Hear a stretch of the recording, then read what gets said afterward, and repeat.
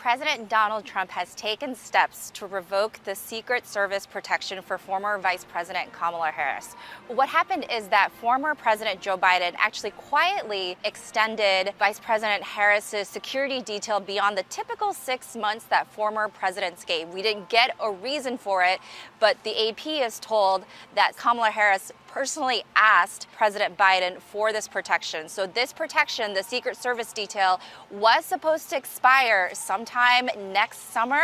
This isn't the first time that President Donald Trump has revoked the Secret Service protections of people, particularly those seem to be political enemies. We're thinking of former National Security Advisor John Bolton, who was in his first term but now has turned into a prominent Trump critic. He got his protection revoked earlier this year, as did the adult children of former President Joe Biden. That's Hunter and Ashley Biden. I'm told by a White House official that this came up in a standard threat intelligence assessment. There was nothing in a recent assessment that showed the need, in this administration's view, to continue former Vice President Kamala Harris's security detail. However, she is releasing a memoir next month. That book, called 107 Days, is named after her historically short presidential campaign. That book tour will take her to 15 stops, including at least 2 stops abroad. We don't yet know what is going to happen to the kind of security details that Harris may want and or may need. Former Vice President Harris lives in the Los Angeles area. We know that Los Angeles Mayor Karen Bass said she is ready to work with